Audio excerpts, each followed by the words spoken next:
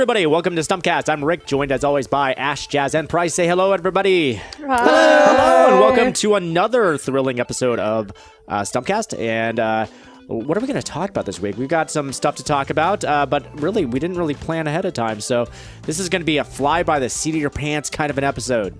We could talk about like Twitch. You caught me off guard, man. We can talk about Twitch. I can tell you what we're going to play today.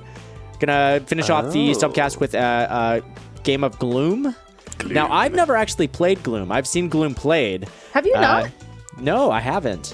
Oh, I played I did one watch game the of tabletop episode of Gloom today, so I'm familiar with it, and it's a fun game. It's a game where you have a family, and you have to try to make them as miserable as possible. Yep. And the most miserable family that dies in the end wins. So how about that? That sounds like a good old time. So, like, if you don't win, you still sort of win, right? Because your family is happy, right? Exactly. So winners all around. Winner, yeah. You can't win for losing. So let's go ahead and get started off with Stilt Rap. Okay. Who wants to start us off? I guess I will.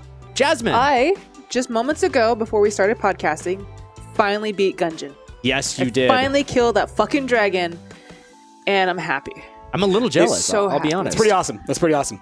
I'm so happy. Afterwards, I was like shaking because I had so much adrenaline from just like being so frustrated and anger and just be like, "Fuck you, dragon! I just want to kill you."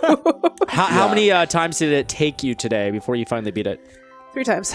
Three times. I had That's 2 not that bad. runs where they ended at the second floor, and I was like, "Damn, I'm doing terrible." And so the third one, I was like, okay, I'm going. I have all these shitty guns, just really shitty guns, gun munch it, and I got this Hedmogeny rifle, which does a lot of damage, but is super inaccurate.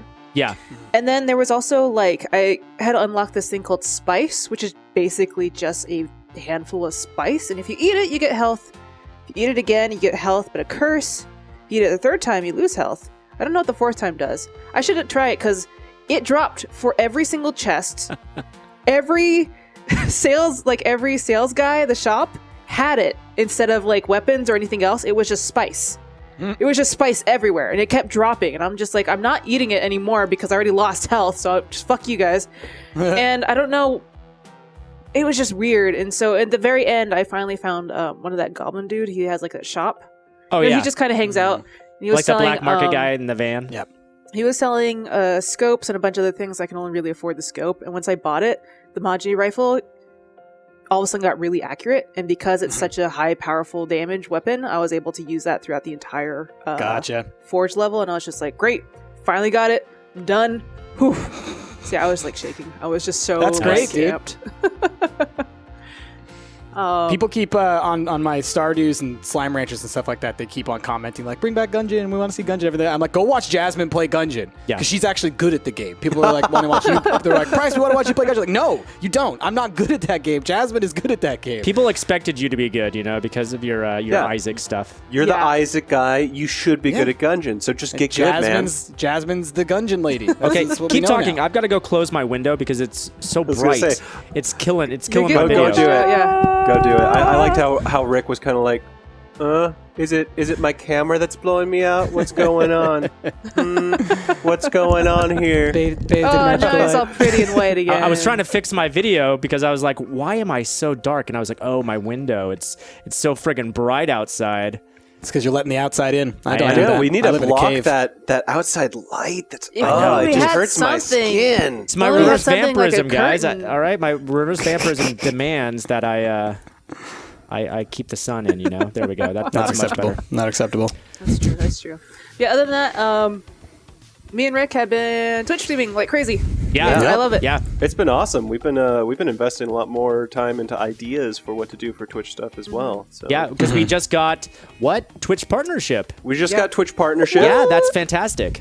I'll admit I was slightly nervous because if you ever, for those out there, go ahead and just like Google search Twitch partnership. It'll take you to the Twitch partnership page, which will show you the rules for getting Twitch partnership, and they're kind of scary. Like there are steep things that you have to meet to get that Twitch partnership. Hey Mel. That was Anyway. real? One of the things was like 500 viewers all the time and stuff like that. And it was like, yeah. There's a bunch of Twitch partners I know of that don't have that. Yeah. So, Yeah, anyway. that's a really high bar to set. Well, And- I mean, I think they set that number there in order to discourage everybody from applying. Yeah. Because it's like if you only have, say, 10 followers, or if you only have, maybe 10 subscribers on your YouTube channel, whatever like that, they might not want that many people applying for the partnership. So they set the number that high, but it does seem to be the case that, lots of people get partnership at much lower than those. Right. I think it's a case-by-case basis. I think Sure. it's based on a lot of factors, and it's not about just, the subscribers or followers or anything like that. I think it's just, you guys seem like a valid person that is a good, contribution to the community. Welcome aboard, basically. Yeah. I think that's how it is. But what does this mean to the viewer? Yeah. Literally, the only big difference it means to the viewer is that now you guys are going to get the options to stream us in different qualities from the get-go of us streaming. Oh, thank God. Whereas before, it would take half an hour. The stream would restart as soon as we actually hit the mark where Twitch was like, you're popular enough for us to transcode you. Right. Yeah, right. which is frustrating because I was going back through looking at some of our VODs because I was like, because Ash and I've been doing some Overwatch, and I was like, I wanted to go watch some Overwatch stuff. And all of our videos are cut in pieces because, that first half hour is the non-transcode, and then it just clicks. So I clicked on one. And it's you're in the middle of a sentence, shooting somebody at the start of the stream. Nonsense. It's annoying. But we don't have to worry about that anymore. There's going to be a sub button. We're commissioning our own John Cotto, who's done a lot of amazing art for us. John Cotto. Our own John very Cotto. own He's John ours Cotto. now. He is kind of ours, right? We own you, John. We don't. Anyway, own we're you, John. working on a Don't listen whole. to them. We're working on a whole re-theme for Twitch, and it's going to be awesome. So, Jazz is And also doing a emotes lot of new and all art that for it as stuff. well. Yeah. Yes, which I need to start. Yeah, it'll get done. I finally beat Gungeon. Now my life is complete. I can say Now you're good. Now you got just hang it up. Yep. Job well It's done. over. Yep. It's over. Yeah, my pick of the week, Gungeon. Beat it. Oh yeah, Done. pick of the week. Wow, done. I'm Well pretty done. sure that was a pick of the last time too.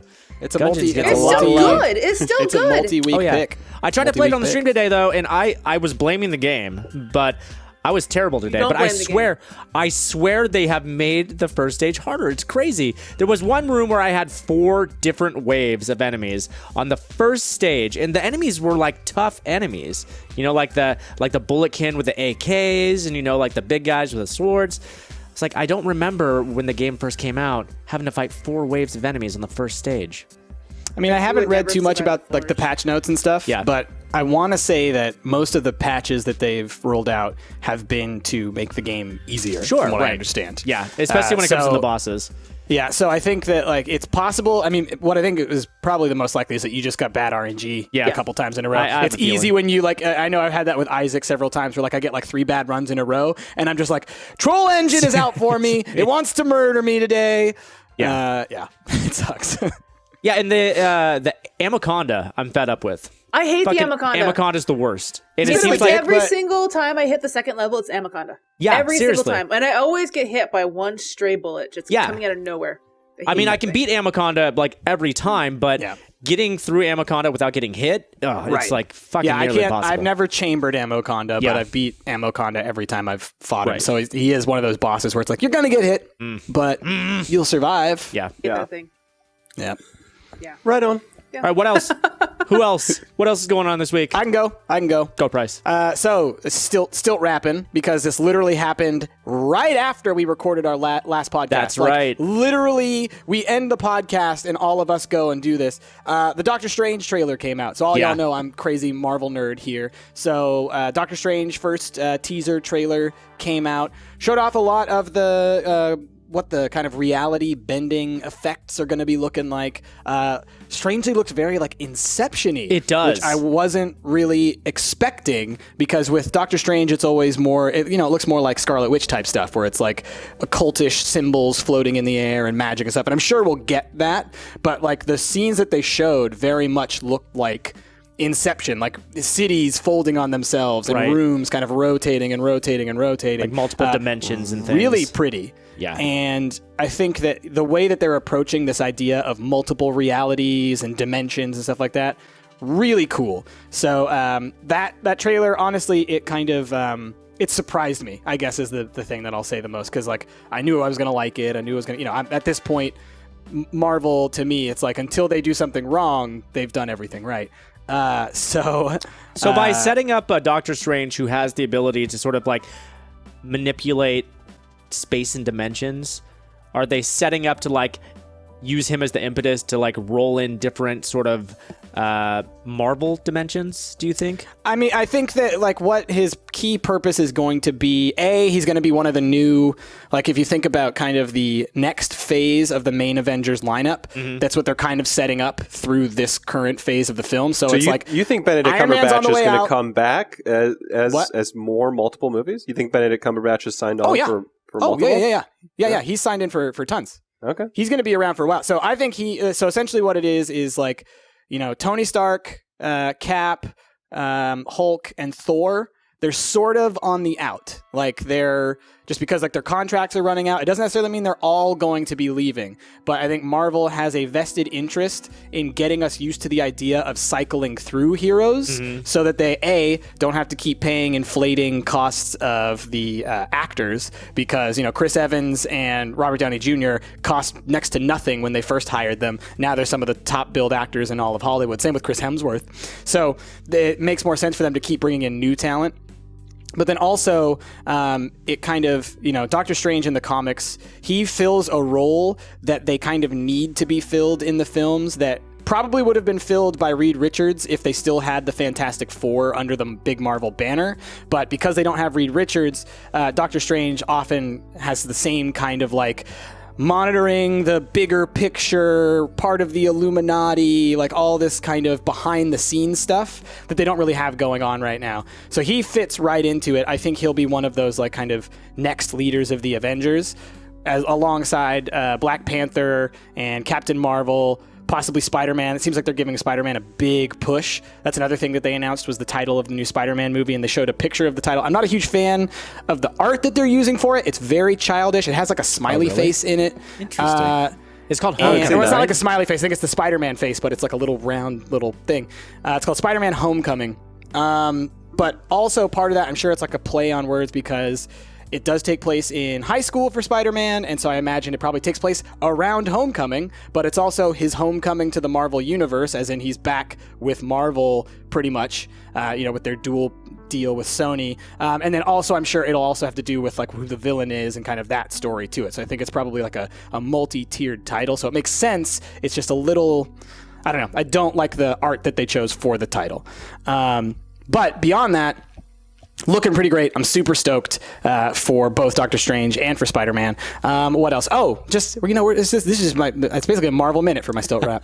The Inhumans has been taken off of the calendar, so like they're not even pushed, but taken off the calendar. So at the moment, no Inhumans movie is happening now. There's a lot of speculation as to why. I think the simplest explanation is probably the most accurate.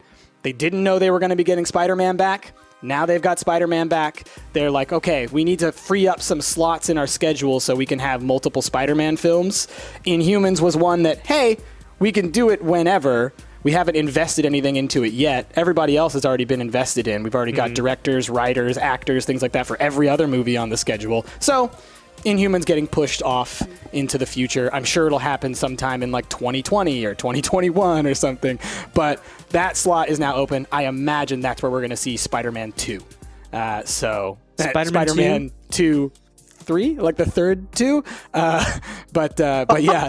So that's pretty much what's been going on in my world of Marvel. Outside of that, Ash and I have been playing a bunch of Overwatch still. The beta just ended yesterday, and so it's closed for a week now, and then I think it starts up in another week. So hopefully once that's back, we'll be playing some more of that. Ash and I have been doing some random streams on like Sundays and stuff every now and then. No guarantee that those ones happen. We have the Monday, Wednesday, Friday streams that Rick and Jazz do. Yeah. And then outside of that, it's just kind of if we feel like it, if we have time, but doesn't necessarily mean it's guaranteed. But I do have a lot of fun streaming that one, so hopefully that'll be happening. So, pick of the week, Doctor Strange trailer. When it comes to game of the week, just because usually we all say games, still Overwatch. I'm really digging that game. I went ahead and I purchased the special edition of it ahead of time, and I'm sure I'll be playing a lot of that in the future. Nice. So Right on.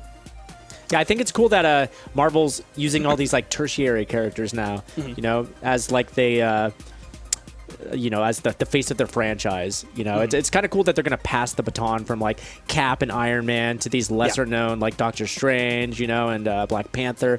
Very, very cool. So I totally just forgot this, but I put it open on my window over here just because I knew I would want to bring this up. James Gunn, in his infinite wisdom, loves to do silly things in the movies. So he's working on Guardians of the Galaxy 2 right now, and some production stills from one of the sets have made it onto the web. And it's so funny because it's for a Simon Williams Film Festival. In the comics, Simon Williams is an actor who becomes Wonder Man, who's this superhero who, just like quick synopsis, he gains like radioactive isotope powers or whatever like that and can shoot beams and all that kind of stuff. Starts out as a villain, becomes a hero, but he's like Tony Stark's ego taken to 1,000,000. He's one of the funniest characters in it just because he's such a dick, but he's also really powerful. So you just kind of like, okay, fine, Simon. But anyway, what's funny about it is that, so it's like Simon Williams Film Festival, and it's got all these fake posters up. So there's a movie called Tony Stark, which totally looks like the Steve Jobs poster. There's a movie called Archon, which is totally the Conan poster. It's a whole bunch of silly posters. But the actor who is Simon Williams in each of them is Nathan Fillion. Nice. And so it's one of those things where it's like, I doubt that this is them like stealth saying Nathan Fillion's going to be playing Simon Williams in the Marvel universe. It would be a perfect fit. Oh yeah, I know, it would be so great for him to That play would be that so egotistical good. asshole. it would be actor like superhero. what's his name from the Dr. Horrible Sing Along Blog. Yeah. Yep. Oh man, And it's going to be amazing. So if that ends up happening, that'd be amazing. What I imagine is more likely the case is that this was Jeff Gunn was basically like, so Feige, I've got this silly idea. I want to put Fillion in my movie again. And are you doing anything with Wonder Man in the near future? And Feige was probably like, no, we're not doing Wonder Man for at least 15 years. So go ahead, have at it. We're not going to do anything. It's just an Easter egg that they put in exactly. there. Yeah. But it's a fun Easter egg. It's kind of like how they great. threw Howard the Duck in at the end of the last Guardians movie, where it's like, here's a character we're probably not going to do anything with, but it's pretty fun. That's right? totally a James Gunn move, dude. That guy is just all Exactly. humor, Anyway, that little thing. Just wanted to add that there. Right on. Cool. Ash. What have I been up to in the stilt rap? I've been, like I said at the end of the last podcast, Ratchet and Clank was just about to come out. Oh yeah. I had a hell of a time getting Ratchet and Clank. Yeah, you did. It was sold out. Oh, that's everywhere. right. You tried to go to GameStop, right? I tried to go to GameStop. It was sold out. Jasmine even went to Freddy's for me. It was sold out.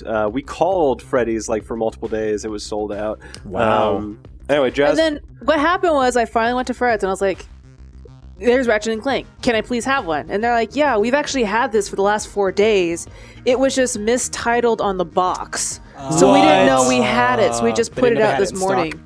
Yeah. I So did they've not know had that it in the story. factory the entire time. Or not the That factory, they're in their sucks. warehouse. In the basically. warehouse, The entire time, it had a different label. So I'm guessing that whoever sent that is getting a chargeback. Yeah. I love the way you messed said up. that. I love the way you said this. They're probably Jasmine's getting a experience chargeback dealing because with that's my old warehouse job. shit. Anyway, Dealing with chargebacks. so I've been playing Ratchet and Clank for like a week and a half now at this point, and it's amazing. It's exactly how you should reboot a series that's been gone it's for so beautiful. long. First so of all, jealous. the graphics are insane. Like, it's probably some of the best PS4 graphics out there. Like, just the amount of entities on screen at any given time, just like the amount of bolts that can be cluttered everywhere, and then when you finally like run over them, they all like get pulled towards you is so satisfying looking. But then yeah, like Dude, I need that game in my the life. render distance is just crazy. You can see like all the cars flying everywhere, and yeah, it's amazing. And I was never really a big Ratchet and Clank fan. Like, I didn't dislike it. I never just really played it in the past, so it's really fun. Oh, yeah, I'm looking at it right now. It does look gorgeous. Yeah, It's crazy. It's beautiful. So what's really interesting about that, by the way, is because I read a little bit about it. So it's not just a reboot. I mean, it is, but it's brilliant on their part by them marketing it to gamers as we have remastered, rebuilt the original game. But really, what it is, it's the movie tie-in game.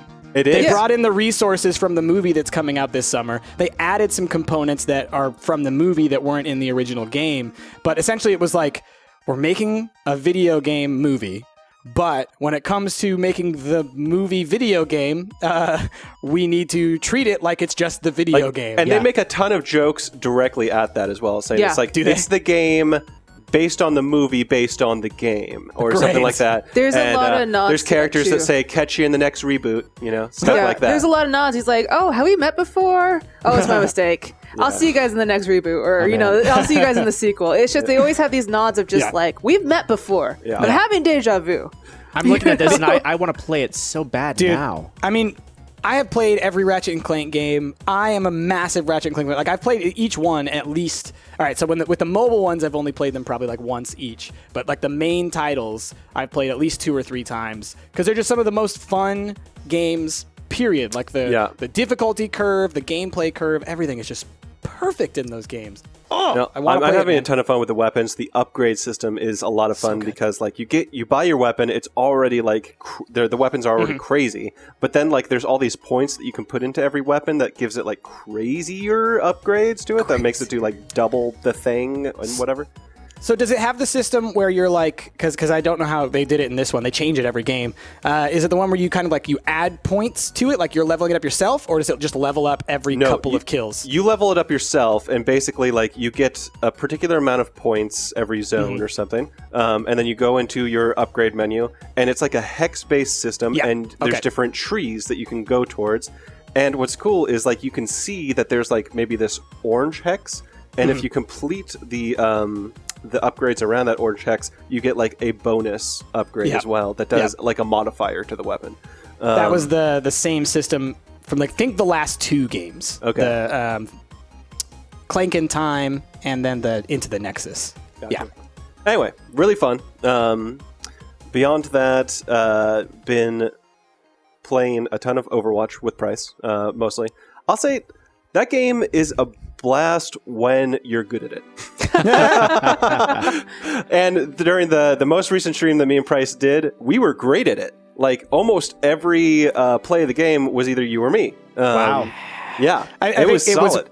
But to be fair, it was like we played for like 2 hours. I think like the first 45 minutes, we were getting stomped. We lost every round. And then we ended up getting into like 2 good parties in our 2 runs, and it was like that, and that was a ton of fun. I got a quick question for you though, Ash. You just said how much fun it is when you're doing well. Can you think of a game that is more fun the worse you are?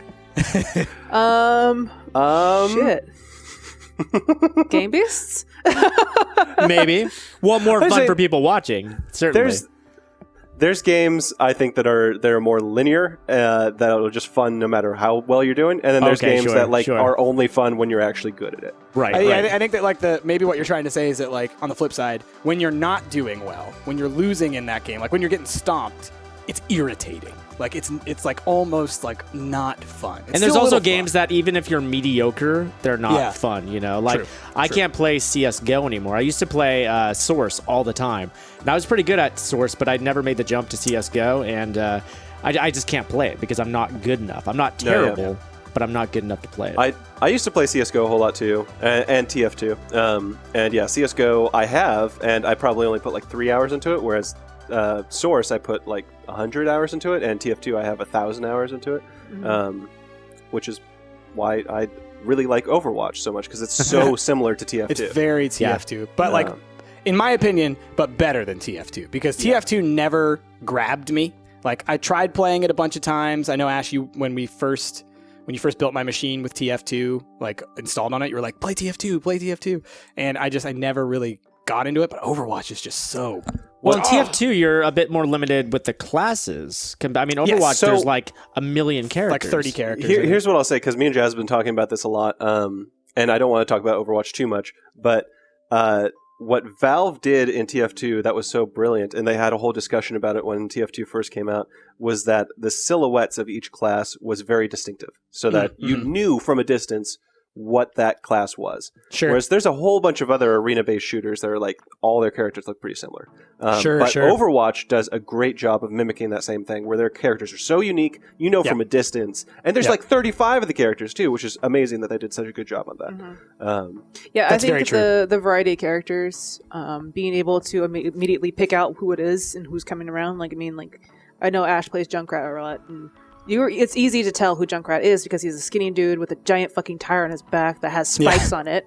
And so you see like a spiky skinny dude coming at you, and you're like, okay, that's a Junkrat. I know exactly what he's going to do. And so that's why. And it's just, I think it's also just the replayability of it. Like, if you do really well, you get commended, you get extra points and all this other stuff. And it's just, it's a great community to actually be involved in because it actually feels like you're rewarded for doing good instead of being ostracized for being like the worst player. Yes. Yeah. Yes. Which, I mean, like, Dota, there's still League a of little bit of Legends, that. those are the worst communities to be in because you can never rank up because you're constantly being squashed down. Overwatch, they just eliminate that. They're like, you know what, you did really well this time. It shows you actually did this much damage. Part of that commend that is that you can't even see your other player's stats. Yes. Like if you hold tab, you can see your own stats, but you can't see everyone else's kills and deaths, which is great.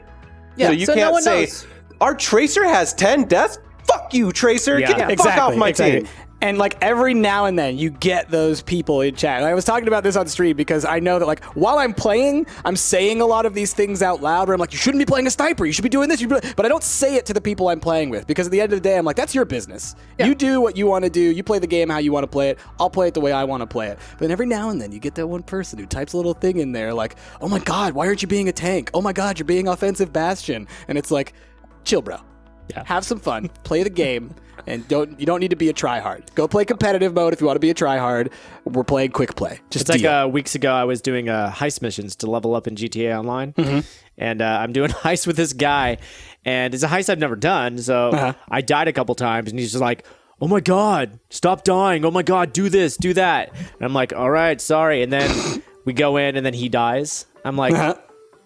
I could have just very easily been like, oh my God, stop dying. Come on, man. See? Right? Yeah. What comes around goes around, dude. PSA to all of those of you out there. No one likes that and no one cares. If you are like complaining about like, oh my God, just get good, just get better, blah, blah, blah. The only thing you're doing is making sure that everybody else you're playing with doesn't like you. All right? If you want people to do better, if you want people to play better, be constructive with your criticism. Be like, oh, hey, Widowmaker, you know, like this spot over here is like a really great sniping spot. This is a place where you can like, you get a good sight over here. Or like, oh, Lucio, if you stick close to me, then that'll really help out. That would really help, like be cool for me. And that'll keep me alive longer, something like that. Be positive in the way that you communicate online. If you're negative, that just makes you the worst. No one wants to play games with you. In my case, I was joining heist just to die. So, I mean, in my case, that criticism was valid, you know. Yeah, sure. You were doing it like, intentionally just to piss them off. Exactly, right. Well, there you go. So there's those trolls. I should have got good. So my pick of the week, I'm going to throw a curveball on it. It's not something I've talked about so far.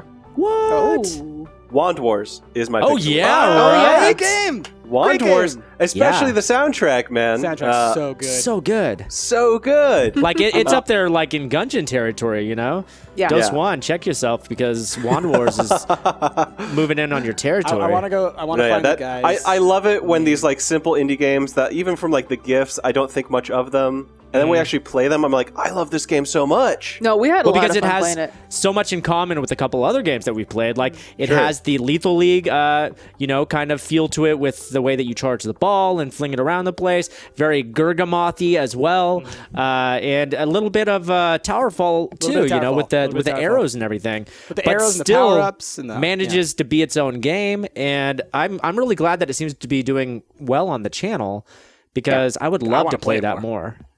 So the guy who did the soundtrack, his name is Bogdan Ryback. Bogdan, so just so people know, Bogdan Ryback. All right. Yeah, you can check out. You can play it a few times for free on the Bandcamp website. So go check out the. No, it's Bogdan fun. Ryback sounds like a fake name from a mythical storybook, doesn't it? Bogdan Ryback, like he should be like Ogden.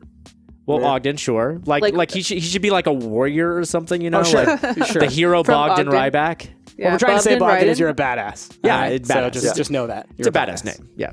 Good job, Bogdan. That's my stilt rap. All right. My stilt rap, not too much going on. I just wanted to talk about something because you mentioned handheld. Price. And so I'm going to use my stilt rap to talk about this because it's confusing the hell out of me. We got an email from the devs of Guacamelee and they were like, "Hey, you should check out this game."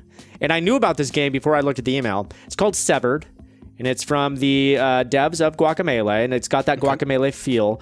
Okay. But it's a PS Vita exclusive, which is insane to me. I mean, nobody does exclusives these days anyway. Like, that's just a very antiquated thing today. But a PS Vita exclusive? How insane is that? They will say this, they got that's paid very- by Sony. No, Sure. there's no doubt in my mind.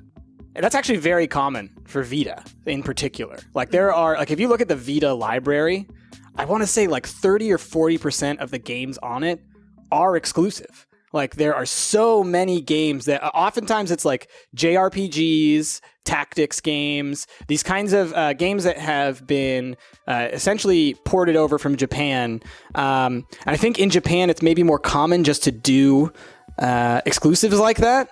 Because I feel like Monster Hunter did it too. Monster Hunter is a very Japanese game. With like DS or Nintendo, all of the handhelds, that's kind of been a thing, you know, like Final Fantasy Tactics kind of went the handheld route.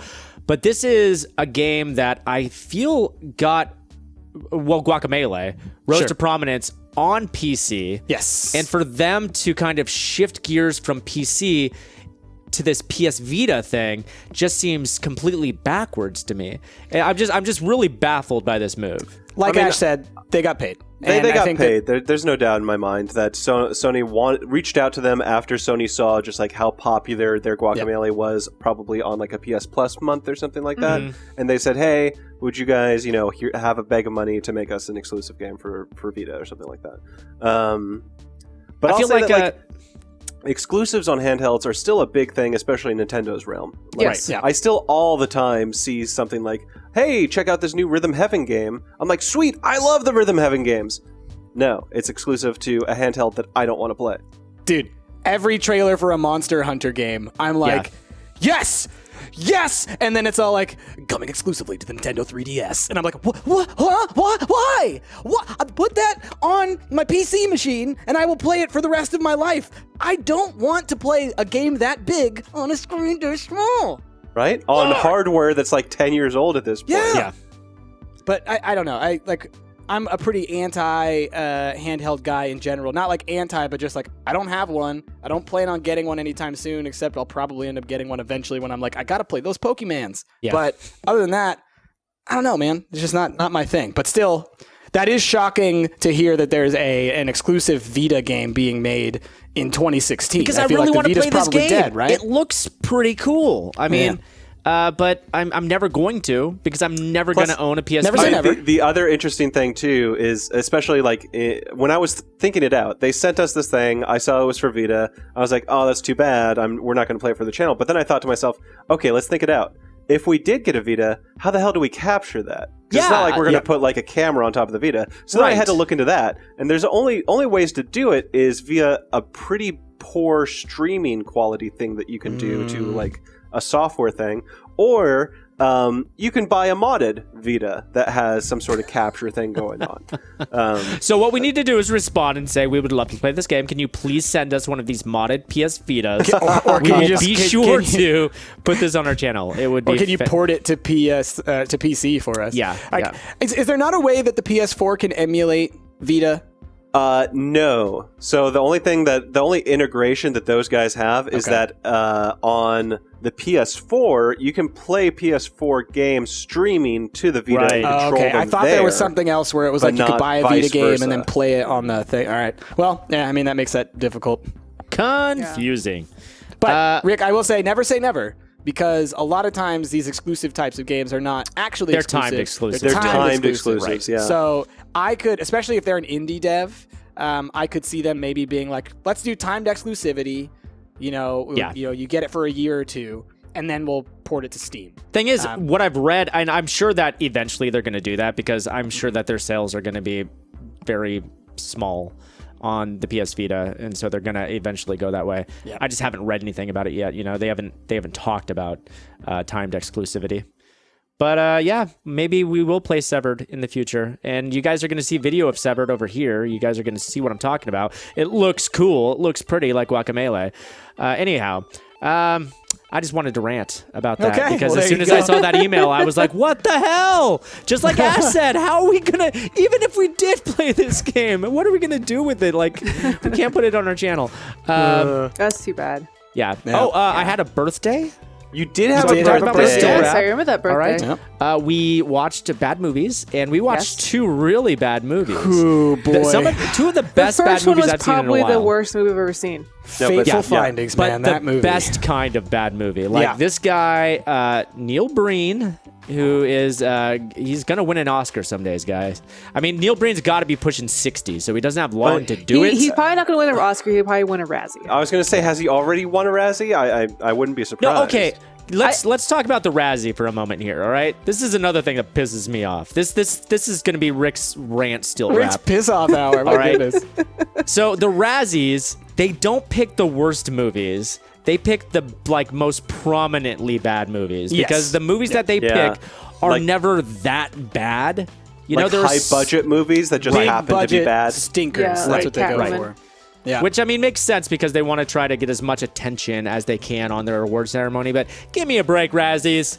Come on, throw Neil Breen a bone. That guy Exactly. needs an award. You can only I think give that it to this year Adam it's Sandler Gods so and many Kings, times. or Right, whatever. exactly. Yeah, it's like, is Adam Sandler making a movie this year? He's gonna get a Razzie. Okay, So it's a let's foregone talk about conclusion.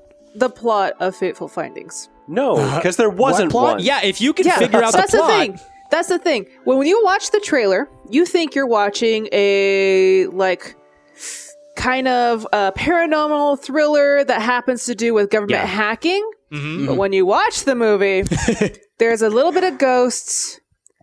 Is there? Not really sure what happened during the middle, and at the very 5 minutes of the movie, it's him talking in front of the White House or some type of Senate house. And everyone's Talking killing about his themselves. government findings, which he just kind of alludes to the entire time. He's like, I've been hacking international or I got national the most, and I hacked the international. most Yeah. out of anybody, and then everyone's like, "Oh no!" and then they just off themselves. Because Yeah. they were revealed to be. No, we don't know that they what? were revealed yet. He just let's talk says, about all the stories "I've that go hacked nowhere." the most. All the Yeah, stories that go he nowhere. did hack the most. He had 4 freaking laptops to hack them off. Yeah. laptops. 4 Five. laptops. Was there 5? No, he had 4 laptops And you at know what? any And he given knocked them time. off the table. Okay, He at any knocked them given off. time he had 4 laptops, but he had to have owned hundreds because he would get frustrated and just throw a laptop and just be like, "No, this laptop's on the floor." There was Give me a new laptop laptop. EKG machines, you know. Yeah, There needs to be a how did this get made for that movie. And passed out Okay. next to the computer and poured coffee all over it But and the he table and then kind of he like had played that around moment it. where he's just like, you're just Oh, yeah. waiting for it to fall, and it was Spill such the a coffee. long, drawn out moment. He's just Spill like, the coffee. and then he finally falls, and then he finally goes. Boop. But it was like 5 minutes of waiting for it. You're just like, All the Come storylines on, that went just nowhere. drop it. Okay? Getting hit by the So car at good. the beginning. Storyline Yeah. went nowhere. Yes. The friend's daughter who's hitting on him. Storyline went nowhere. Yeah. The friend who commits suicide in the garage. Storyline went nowhere. nowhere. It's like they I forgot argue about that it the a second stone later. went nowhere as Yes, well. the stone went The nowhere stone either. made no sense. Remember when Ghost they Man went back to didn't the make any sense forest? either. They went back to the skull? forest and presumably reburied the stone. Stone wasn't reburied. So I'll say that the Ghost Man at least had a conclusion in that he at least gave someone a tassel. Okay. Yes, that's very. What that tassel did, nobody knows. No one knows what that ghost man was doing. He kept following him everywhere, and all he gave him was a fucking tassel. Spoilers for Fateful Findings. Okay. These aren't spoilers because you're gonna watch it and you're gonna still be confused. Oh, man. And I want shirts that say "Who shot the sniper?" That's I want a shirt that says "It's a magical day" it is a magical because day. that was constantly coming back around. It's Yeah. a magical in day. that font. I want a And shirt that says secrets, both national and And international. and international. Okay, I want yeah. a shirt that has Fa- 4 laptops howling Fateful at the moon. Findings is Fateful Findings is hard for me to go on a rant on just because it's so confusing. I feel like Yeah. Hell Comes to Frogtown, the Oh, second yeah. movie we watched, Oh, was boy. just so good because it was Badass. basically like Ninja Turtles except for frogs. Yeah. And Mad Max. the man has to repopulate the world. Yeah, it's okay. Take Children of Men, Yep. Mad Max, Teenage Mutant Ninja Turtles, and if you guys are familiar, the graphic novel Y: The Last Man. Yeah. Throw them into a blender and put Rowdy Roddy Piper into it, and you have shit with Roddy Piper. Hell comes to Frogtown. And don't forget the three snakes. Yes. No. Yes. No. How disappointed were you that we didn't see the three snakes? They set it up. You saw her react to the three snakes. She's like... She did like a double take 3 times each time. Yeah. Just like one snake, 2 snake, 3 snakes. We're talking about penises. Yeah. We're talking about specifically frog penises. They have 3 of them apparently. Well, and go they way were to give it away. Oh, Gosh darn. I blew it. Oh. I keep doing They're that. basically Krogans. The bad guys are basically Krogans. So it was an exciting weekend, and we capped it off with my pick of the week, which is the return of Game of Thrones. Yes. We had a Game of Thrones viewing party at my place last night. When we're recording this last night. By the time you guys are seeing this, it'll be a week ago. And the new Game of Thrones is on tonight. But all in all, I thought it was pretty good. I think we ended saying, like, nothing happened. But then we kind of thought about it, and we're like, oh, I guess no spoilers a lot did happen. no details for anyone. But I'll say that, what I assumed was going to happen kind of happened. Yeah. Yeah, pretty much.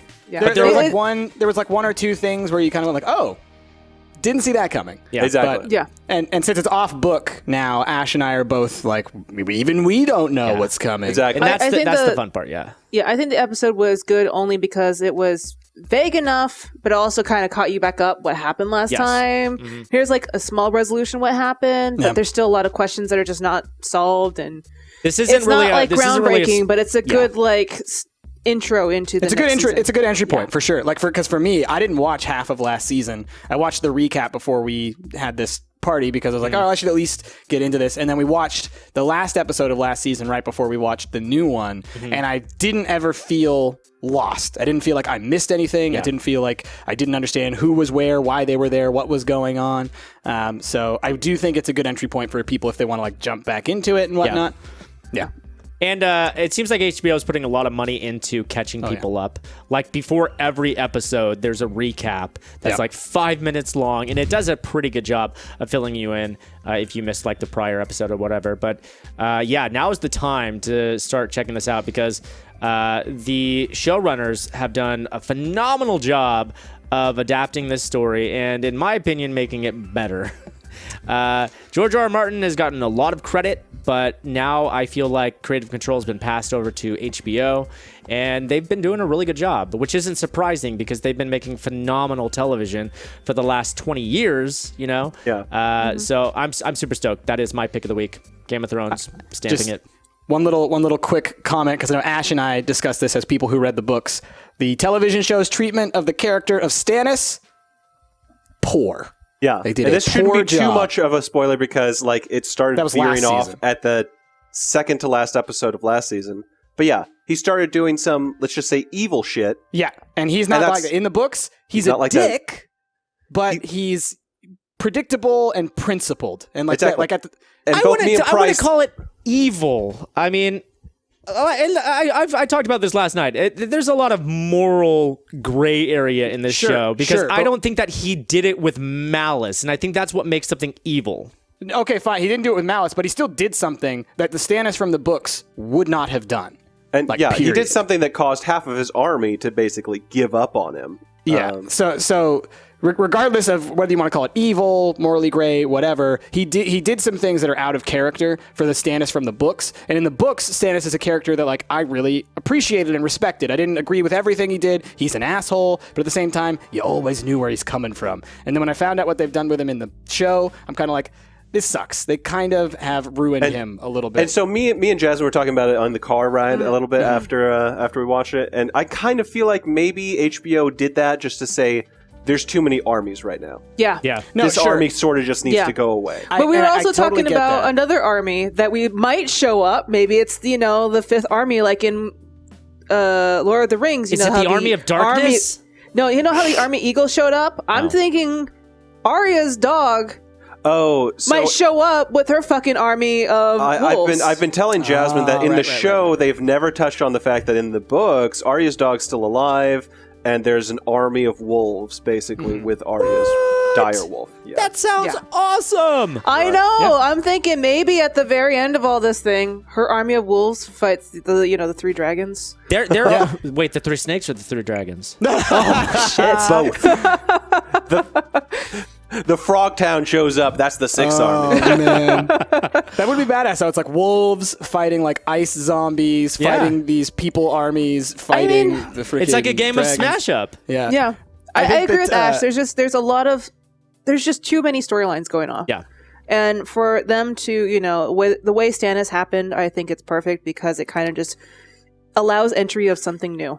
Yeah. Which we did start seeing in the new season, so. And so I can get it as far as like the context of the show, but just as someone who read the books, it's like, you know, whenever you see something where they deviate heavily from the books, you're always kind of like, well, what can I trust and what can't I trust? What should I expect? What shouldn't I expect? But I get it. They've made lots of changes throughout the series. Yeah. That's one change that I don't appreciate. Well, maybe Martin will get off his ass and finally finish the rest of his book. By the time I'm 70 and he's in a grave, he'll finish the book. I honestly feel like the point has come where like we passed the Rubicon and George R. R. Martin now has no control over the story because what is he going to do? Is he going to write a book and then like basically write everything that HBO has established into his book? Is he going to like make a new branch where it's going to like verge away from what HBO has established, without spoiling too much, how amazing would it be if George R. R. Martin wrote the 6th book and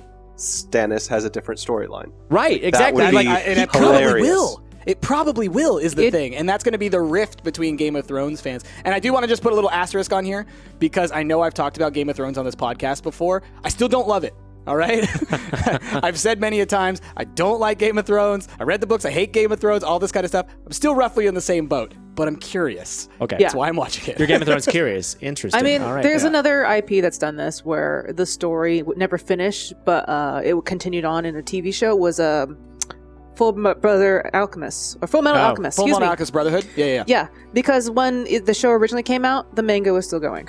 Right. And so what happened was the manga finally finished, and then a whole nother company came in, and you're like, we're going to do a whole separate thing that's true to the books. Who knows? Martin might actually completely change the whole storyline, and we might get a whole other show like 20 years later. I'm imagining like a reverse Game of Thrones situation here, where like Game of Thrones, basically, Robert Kirkman made the comic book, and then the TV show was based on the comic book up to a point, and then it verged. And so Kirkman's writing this comic book, and AMC is doing this TV show, and they've kind of... You're talking about The Walking Dead, right? Oh, I'm sorry. What did I say? I think you said Game of Thrones again. Oh, sorry. Confused. I mean The Walking Dead. Sorry. Yeah. It's going to do basically where they are based on the same thing, but they kind of converge. Yeah, diverge. And I could see George R. R. Martin doing that, where he's just like, totally. no, I'm going to do what I wanted to. Yeah. And HBO can have their show. And then forever in the Game of Thrones fandom, there will be the butting of the heads as to which is the better story. Oh, yeah. Right? The TV show is. There's not really any... Yeah. I will agree. Those books are too damn long. They're too damn long. Come on. The show does a good job of adequately telling that story in a reasonable amount of time. Season 1 of the show, perfect for telling that story in a concise fashion. That book takes so long. And I feel like anything to happen. Granted, maybe I just haven't read enough fantasy, but I feel like George R. R. Martin's gotten a lot of credit because he has written. That's not a word. He's written a decent fantasy series, but there's not a whole bunch of decent fantasy these days, What's really interesting about that is he's a sci-fi writer originally. Yeah. And so I think that's why he did such a good job with it. He approached it like a sci-fi writer. Mm-hmm. It's just that the world that he's writing about happens to be this kind of middle-age sort of based whatever. It's really, it's based on the War of the Roses and all that. But it is... kind of in a sci-fi fashion. It's a political thriller that if you put it on a frickin' ship in space, it would totally fit there as well. This intrigue and the assassination and everything like that. A lot of fantasy often comes from like the fantasy first perspective, and this one's more like, no, this is the setting. This is the science fiction world that exists. Now here's a story about people. Plus, he's previously a TV writer as well. Also yeah. So that's why like almost every chapter seems bite-sized. In my opinion, that's why. Well, I wouldn't say bite-size. I mean, the amount of information you get from every chapter seems bite-sized. They read like scenes. They read like scenes in a show, for sure. Yep. But the problem with that is sometimes you don't need a scene. Sometimes you need a paragraph, and that's it. Tyrion's here. The end. I don't need anything else. You don't need to give me 20 pages of, and he's sad and drunk and sad again. And there's someone getting murdered over there and he's sad and drunk again. And here's a twist at the end. He's drunk and sad. You know who does a really good job at that is, is it Douglas Adams? Or Adam, Douglas Adams from, Hitchhiker's. Yeah, he does a perfect job of that. Sometimes you'll get a chapter that's just one sentence long and it's just like something has to do with Arthur. Yeah. That's the only thing in the chapter, and then you can just move on. Yeah. Love it. Well, Douglas Adams is a fucking genius, and George R. R. Martin, you're okay. Yeah. All right, let's wrap it up. Is wrapped up because good job, guys. Good job at talking. We've got to get some Gloom. The objective, obviously, you control the fate of an eccentric family of misfits and misanthropes. Your goal is sad but simple. You want your characters to suffer the greatest tragedies possible before passing on to the well-deserved respite of death, while keeping your opponent's characters happy, healthy, and annoyingly alive. And along the way, you'll detail the unfortunate incidents resulting in their miserable demise. You'll play modifiers from your hand on top of the character cards, describing the horrible mishaps you inflict on your own characters to lower their self-worth scores, while trying to cheer your opponent's characters with happy occasions that pile on positive points. When one of your family members finally suffers an untimely death, that character and all the tragic circumstances leading to his passing are set aside until the end of the game. The game ends the instant an entire family is dead. You then add up all the points that are visible on your dead characters. Move that little hand.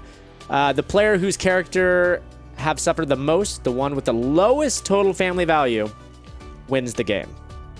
So when does the game end? Sorry. When an entire family When one is dead. family is dead. The whole family. Right. So because basically once a character has died, I believe that means like that's basically like banking the cards that you have. Right? It's like you can't change someone who's dead. So once a family's dead, you add up your self-worth points, and the family with the lowest self-worth points at the end of the game is declared the winner. So technically, your entire family can die, but if they have more self-worth points than somebody whose family is alive, then you don't win. You can't just win just by dying. So basically what you're going to do is we're going to choose a family, which we've got in front of us. Right? Yep. And then each player then draws 5 cards as a starting hand. Right. When you discard cards, set them face up next to the draw pile, creating a discard pile. If the draw pile ever runs out, reshuffle and redo it. All right, now you're ready. You're ready to torment your characters. The player who's had the worst day goes first. Okay. Well, Jasmine, I've been grading papers all day. I had a very good day. And I have to grade 30 more tonight. So. All right, you win, bro. Go for it. Just stop making me miserable, would you? All right. No, I mean keep making me miserable. I want to win. When it's your turn, you make 2 plays, then draw back up to your hand limit in that order. Is there no right click and draw? No, because there's not a hand in this table. Oh, that's why. Okay. All right. So let me flip all my cards. How many cards do I get to 5. Start It's with 5. interesting. There's actually a cards in hand counter. That's actually pretty cool. Yeah. It's probably so everybody else can see how many you have since there's no hand. I think, it probably has to do with the fact that these have like see-through kind of deals that they made it that way. So how many cards do I play on my turn? 2. Play 2. Okay, gotcha. Play 2. So let me quickly read through all the cards that I have. Everybody should probably So we have to sort of tell a story while we're playing this, okay? Yes, that's part of the fun. Well, let's talk about our family. What's your family, dude?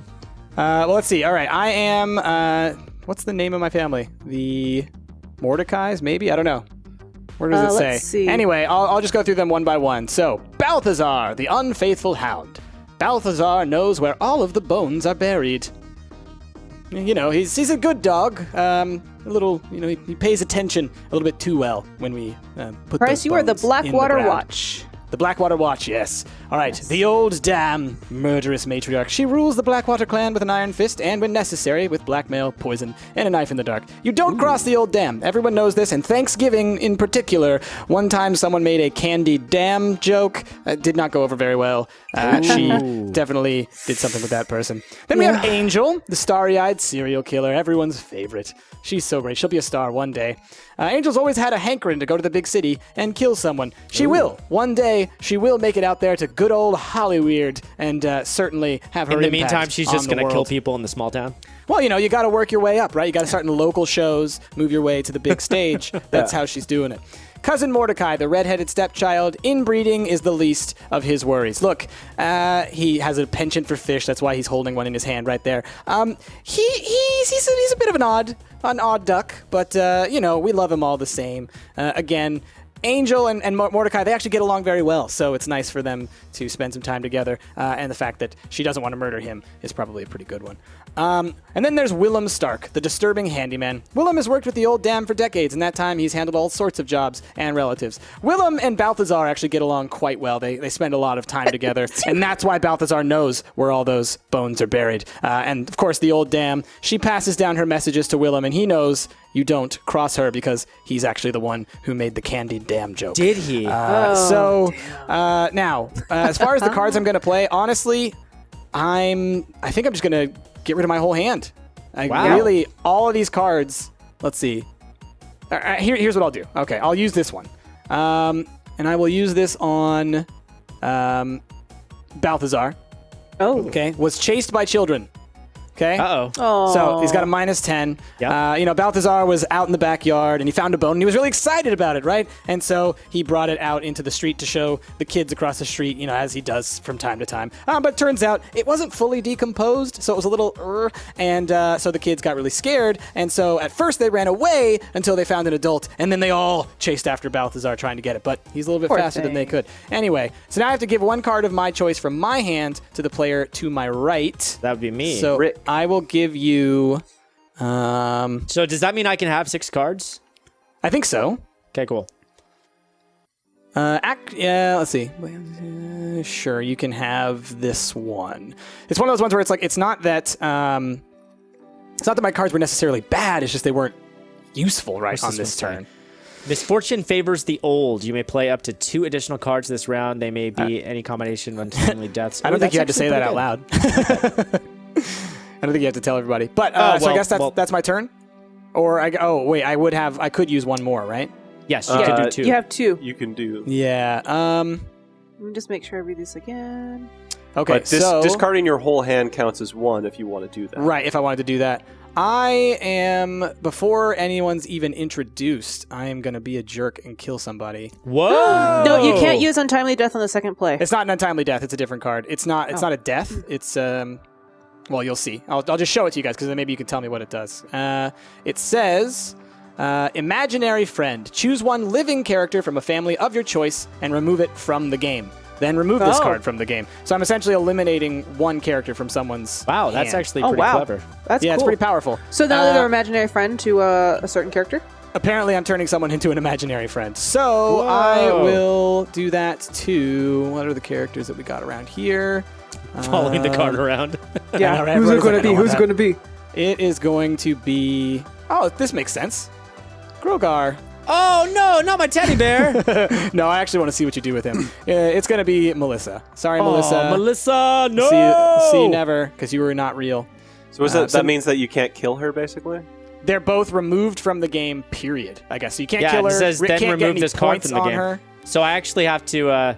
it says remove this card from the game and her. So Yeah, they so we go don't into even put the them in the discard. discard. No, you don't put them in the discard. Put them on the side, because discards will reshuffle. These things go away.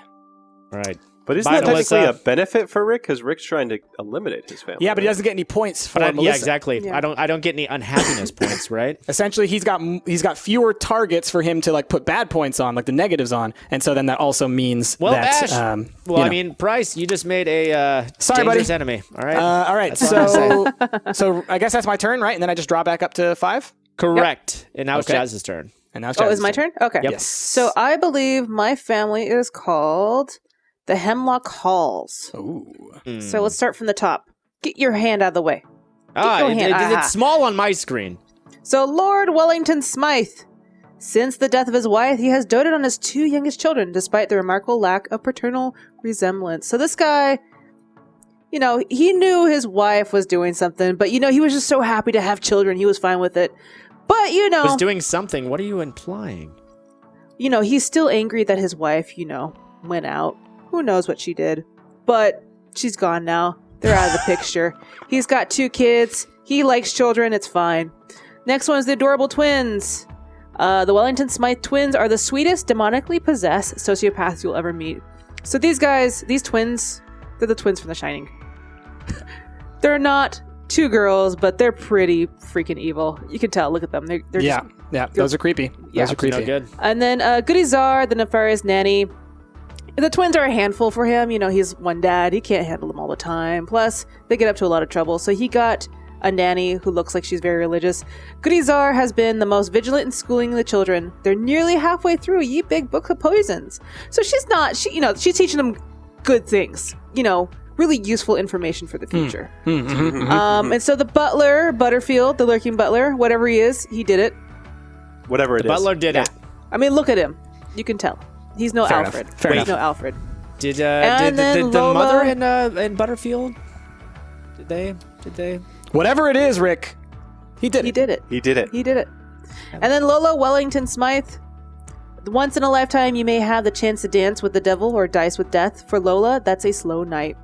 She's a wild card. She's a social butterfly. She's out all the time. You never know what she's up to. Wild card, bitches. Yeah. All right, so I'm going to play something. All right, so Lola, she was out having a good time, just doing stuff. But what happened was she did something unspeakable, and she was shunned by it. So discard your entire hand, also skip your draw turn this phase. Wow. Yeah. But she really messed with the wrong crowd. She, what was it that she did? What did she do? She kicked a puppy. God, did she kick Balthazar? Oh, that's so rude. All right, Ash, introduce your family. All right, here's my family. Rick, get your hand out of the way. It's so tiny on my screen. I don't see it. It's gigantic in ours. They're gigantic. Yeah, it's like the size of mine over here. Yeah. Right. Ash, yours is called the... I'm Carney's, Jasmine, okay? Dark Den of Deformity. I'm Carney people, all right? We're simple Carney folk, okay? We're wholesome. We're Small down hands, to earth. smell like cabbage. The leader of our family is Darius Dark. The carnival is in Dark's blood, and there's quite a lot of blood in the carnival. Everyone come on down. It's fun. That's good. Mr. Giggles? Mr. Giggles always has a smile for the children. Always got a smile for the children. Thumbelisa, Darius Dark would have been wiser to promote Thumbelisa's minute size instead of mediocre operatic talents. He billed her as a singer, not as a tiny person, and that I was can teach her about his singing mistake. if she wants. I recently took This guy lessons. over here, oof, a ballad or two. Elisandre Deville. Sadly, Elisandre's modesty prevents her from sharing her remarkable tattoos with the world. She's shy, y'all. Just stop staring. Okay? That's cute. She's the But tattoo pay lady, her but she money. doesn't show off her tattoos. That's so But great. pay her money. Samson O'Toole. While bearded ladies are always popular, few people seem interested in Samson's remarkable deformity. He's the bearded man. He's the bearded man. It's impressive. Look at that beard. It's better than my beard. Oh boy! All right. Let's see your All turn, right. buddy. Let's see your turn. Let's see. What would I like to do? What are you going to do? While you're pondering, I'm going to go ponder my next move. My first and Good next call. move. Good call. I like Mr. Giggles. So the icons symbolize something. Like usually if you have an icon, then there's a different modifier card that may do something to that icon. Is that correct? I think so, yes. Because the icons by themselves don't do anything. Is that Right. What do you mean? When you flip them, I believe that they're going to have a... What icons? So in the modifier cards that say like -10, -5, there's usually a little icon in the bottom right-hand corner that's like a bat or a cup or a coin, something like that. I want to say that those are... They have Those effects based on other cards, I think, Exactly. is what it comes down Right. to. Yeah. Yep. Like, So- if you have a cup, then do this. Right, like this here. Story icons. Character requirements. These appear only in Gloom expansions. They must be met by the character card is played on for its effect to trigger. For example, a card that says if a character has the goblet means its target character must have that story icon showing when it's played, or else the effect doesn't work. Does that make sense? Huh. So they already have to have it from something else? Yes. So they have to have another card with that in order for the effect to take place. Exactly. Where would that be on I'll it? say that I have a card that does something to coin cards. So I have to have already had a coin card down. Right. If you play something that has a coin card effect on a card that doesn't have a coin, well, it doesn't have an effect. So Thumbelisa was startled by snakes, y'all. She's got negative 20 right now. Who boy? Why was she so startled, Ash? Because she's tiny, Jasmine. Yeah. Wouldn't you That's be? true. And it was 3 snakes. I was God going to damn ask those how 3 many there snakes. were. 3 snakes. I would be startled too. Okay, so I can do 2 things, correct? Yes. Yes. All right, then I'll do another one of these over on Samson O'Toole. Was pierced by a porcupine. And By he was, porcupines. he was pierced on his beard, so no one noticed for like Oh, a no. long time. That's It just looked like a bigger beard. Gotcha. I mean, they should have billed him as like the porcupine bearded man. Like that would have been They should have. getting Yeah. more people in there. That would have gotten butts and seats. Very All right, true. so now I draw back those up to butts. 5, correct? You Yes. do. Yes. All right, that's it for me. Let me talk about my family. My family is the Castle Slogar? Castle Slogar. That is us. All right. Poor little Melissa. She was shuffled off this mortal coil by a invisible friend. Go figure. She was the imaginary friend. Well, some say. I know the truth. But we have Lord Slogar, who is a brain in a box. Lord Slogar's thoughts may be muddled, but Helena assures us that his heart is in the right place. And by his heart being in the right place, she means in her bedside table. He's got the brains, and that's what's important. Yikes. We've got Professor Helena Slogar, who's an eccentric inventor, and Helena enjoys gardening, long walks in the moonlight, and reanimating the dead. Just like we all do. Yeah. Yeah, like we all exactly. do. That sounds like a As you do. perfectly Saturday night. Yep. Right, it's a match made in heaven with her and Lord Slogar. You know, he's always wanted to have a body, but she keeps him in a brain as a power move. You know, just keeps him in a box. We have Grogar, who's a work in progress. Professor Slogar's determined to create the perfect groom for her daughter. She still has a ways to go. So, unfortunately, her daughter was Melissa, and she's gone. So now we have this poor teddy bear who's going to be betrothed to nobody. He's going to always be alone. He'll move on. He'll find a better fit, okay? Well, I don't know. That's all up to Professor Helena. We'll see if she lets him. And then we have Elias E. Gore, who's a itinerant gravedigger, and it can be hard for a traveling gravedigger to find jobs, but there's always work at the Castle Slogar. Always work. Professor Helena Slogar, she's a workaholic, and this guy is digging like 5, 6, 7 graves a night. He never gets any rest. Sometimes she's making him dig them back up, and like that's the real tricky part. Right, exactly. You know? Like she creates this thing, it dies, and then goes in the grave, and she's like, "Up, go dig him back up." You know, I Just put him back in the ground. He tries to predict her needs, and really, Right. she's very unsatisfied. Well, and I mean, sometimes it's- she does it just to mess with him too. You know, like she really gets a sick thrill off of making him dig these things. Luckily, it's easier to dig back up a fresh grave, so you know it's all good. Right. Okay, so what am I gonna do? My first move. Somebody is going to have an unfortunate day, and it's going to be Elias. Elias. Oh, poor Elias. What Elias. happened to him? He gets wounded by wasps. Poor guy. That's worse. Not to mention being bothered by bees and harried by hornets. So And, was he digging up a grave and he just accidentally pierced a wasp nest? He dug up a grave of wasps, actually.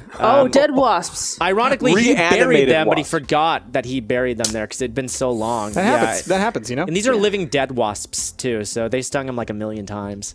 Poor guy. And then he tried to drink his worries away and was ruined by rum. So, Whoa! the bane of the nice. pirate and socialites alike, he tried to drink away his pain, and it ruined him.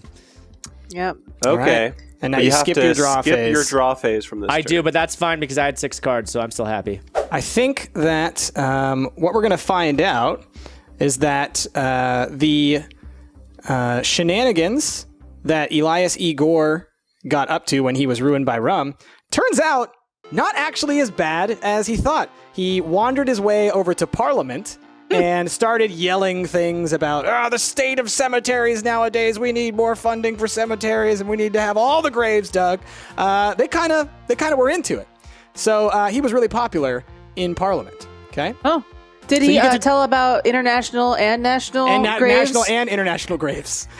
So now you get to draw 2 cards, all right? Because he was so popular that they gave him something Bryce, beneficial. I don't know what I did to you in a past life.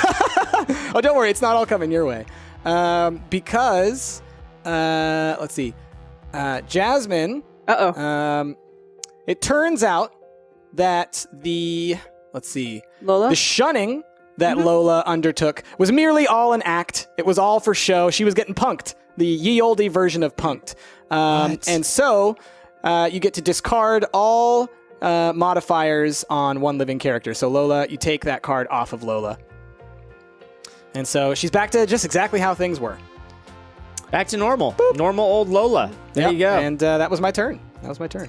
Killing them softly with kindness. Gonna give them a hug. With my arms killing you with kindness. Okay, so Mr. Giggles. Uh-huh.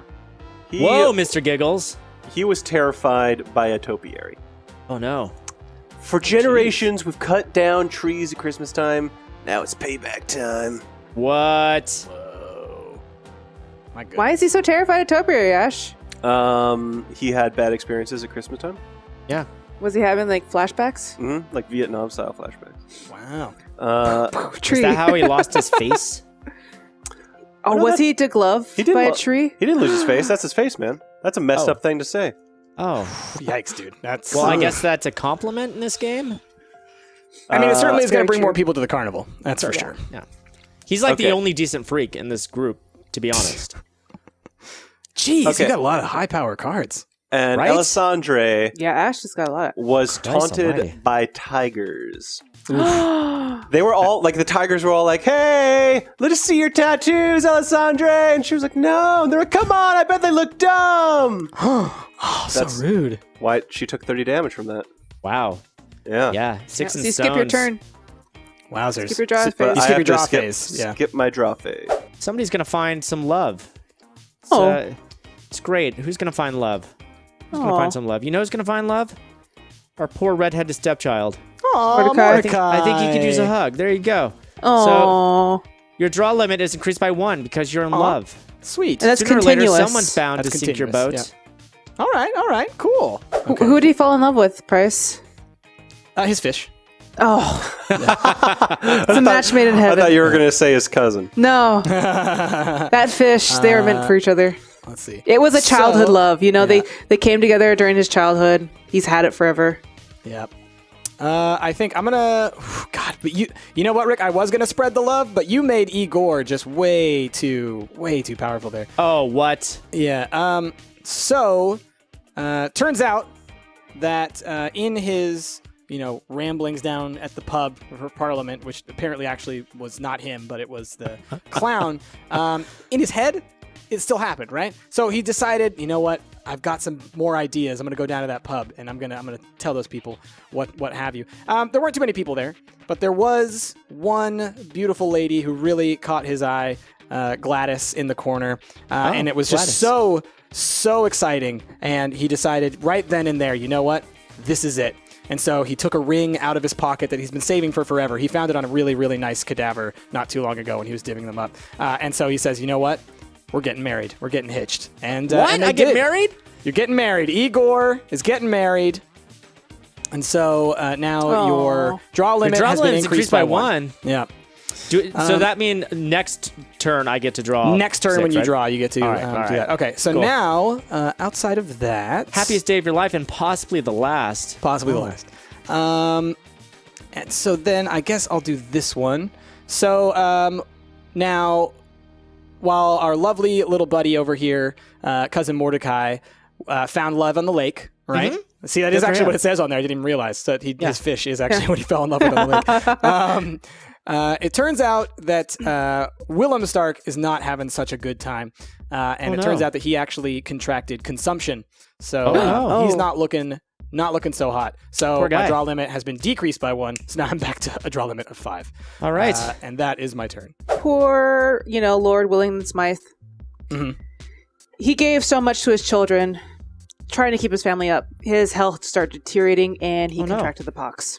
Oh, the no. pox. Yeah, he caught Not the pox. And then, poor Nanny Czar, she started getting the little sores. She might be getting the pox as well. Gross. Ooh, boy. Oh no! Now Yeah. your draw limit's been reduced by 2 cards. Wow. So I have a hand of 3 now for the rest Yeah, of my you turn. do. Even though I've been waiting to use this card, it's just more useful to lock this in while I have it.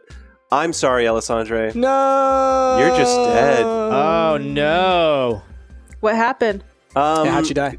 She was slain by an heir, so who would that be? Thumbelina? Oh, goodness. Thumbelina just was going nutso after seeing those snakes and just went off on Alessandre with a thimble. Oh, so My Thumbelisa goddess. is blood related, or are they just so tight that she just bequeathed her all of her belongings? They're blood related, and Thumbelisa was looking like she was going to get phased out of the family because she kept on shrinking, and so she was worried that Alessandre was going to inherit everything, so she just took her out of the picture. Fair enough. This guy is just having a great time. What is wrong with you guys? I don't understand why you're picking on me like this. I'm sorry, You kill Rick. off Melissa, and I'm now you guys just sorry. keep fucking making this guy happy? I'm sorry, buddy. I started the train. I feel bad Jesus about it. Christ. What 'Cause happened, we really Ash? we really should be busting up Ash over there. But Seriously. God, that one that Jasmine got with the minus 15, 15, 15, that was impressive. Yeah. That's ridiculous. So I get to draw 2 cards. You Yes. do now, yeah. I still get to play one more. But what happened, Ash? He's popular in Parliament? What did he do? Oh, sorry. Again.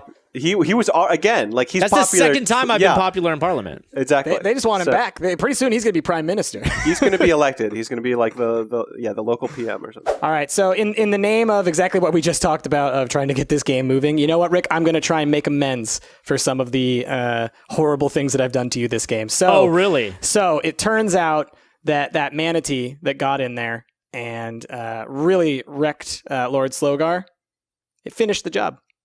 Oh no! It Oh, cool. And I get an extra 10 because of the bad he icon. never returned. He never Sweet. returned. All right, 30. So Gigantic manatee. kids, that's not how you play this game if you want to win. Then Thumbelisa, Yeah. after she was kind of getting into a place where she might make a couple of poor decisions. But basically, before she could make those poor decisions, she got so drunk that she was diverted by that. Essentially, she got distracted and just kind of went home. And night turned out just fine. So she's doing Wow. okay. She right. avoided any kind of problem she may have had. And that is the end of And I have my to turn. discard a card. You discard a card. Yeah. Whatever happened to Lola was just a big understanding.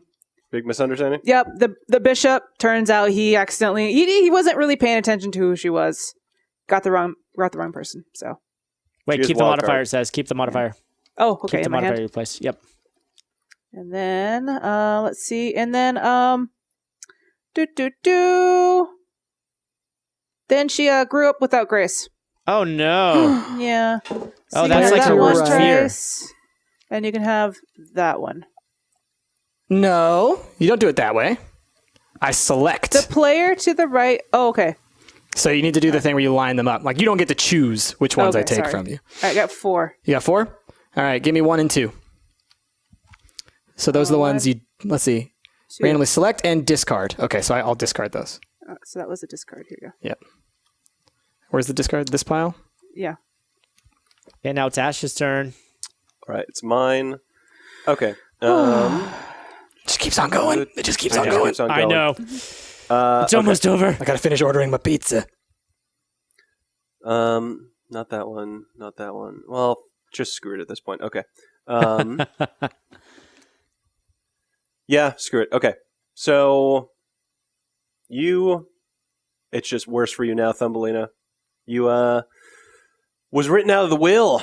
I mean, No! I mean, you should have found that out by now. Your parents have been dead for a while. Yeah. Oh, man. And Remember, she was then- killed by her heir. Remember? Alessandra, before she was Yeah. resurrected. Yeah. before she was resurrected, was shunned by society.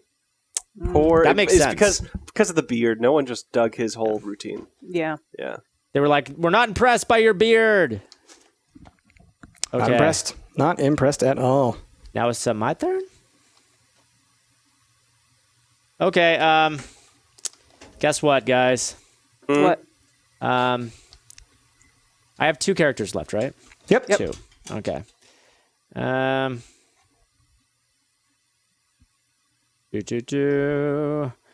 What am I gonna do? I'm gonna kill somebody. I'm gonna kill somebody. No. Goodbye, Grogar. You've been consumed from within. Jeez. Goodbye, gangrene? Sweet Prince. Grogar got That And- gangrene. My goodness. Now I'm just gonna draw 1. Okay. Okay. Bryce. Okay. Let's see. Well, Well. poor. It's like we want this to end, I but know. we also all want to win. Yeah. I know. Poor. Oh, wait. What is this one that I just got from you? All right, Rick. What do you have left? I have one Got person one left. character left. And Poor what kind of Professor icon Helena does he have on Slogar. it? It's got For the the money. coins. Honestly, I'm just gonna end this game. Sweet. Oh, I was going to end it. Yeah, Jasmine just has one left. Yeah. Kill me. Yeah, kill Rick, though. I'm Kill killing Rick. Rick. So Kill Rick. you, the last remaining professor, was doing some experiments, and those experiments went a little bit too wrong, and she baked herself into a pie. Oh, wow. Yeah. Picked yourself That's an into accident a that pie? doesn't happen every day. Yeah. I'm happy that you killed Rick because my death would have actually brought down my score. Oh. Well, you're welcome then. You're welcome. All right, All so right, let's add let's up the see points, guys. Yeah. So that's what your little. Calculators. This is what your little calculator thing is for, I 45. think. Poor Nanny Czar. She would have swept it for me if you didn't kill her without Kara. I am so pissed about this poor Elias Gore. This son of a Everyone bitch. was picking like everyone was just granting him so much love throughout Yeah. the whole What game. did he Yeah. do to make you guys love him so much? All right. He was actually just a lovable guy. I got negative 110. I I got have 110 negative too. 80, so I come in last. And Ash, you Ash, won. you win. Yep. Yep. I was just the most miserable. Yeah. So miserable. It's Get funny outta here. because like early on you got out That to a was lead, strange. but I never had any cards that were going to be good at screwing with you. Like it was Yeah. always Yeah. like I only screwed And with Rick like the first 2 turns. I And was never had worried good that- screw cards. I thought that you might have been able to eke out the win if Jasmine killed herself at first, so that's why I stopped her doing it. Guys, look at how pretty it is outside. This is It's very amazing. gorgeous, yeah. It's very nice. Look at great. this. All right. It's not gloomy at all. No, I know. Where are we? Is this Brazil? I bet you this is Brazil. It looks Brazilian. What's that flag in the back there? Their It's probably flag? just a random flag. Eh? Random flag. Random flag. Anyhow, okay, let's go ahead and switch back to our main. Here we go. We're back. Okay, everybody. That was a long game. Sorry, Rick. I didn't realize that Gloom was so long. I know, seriously.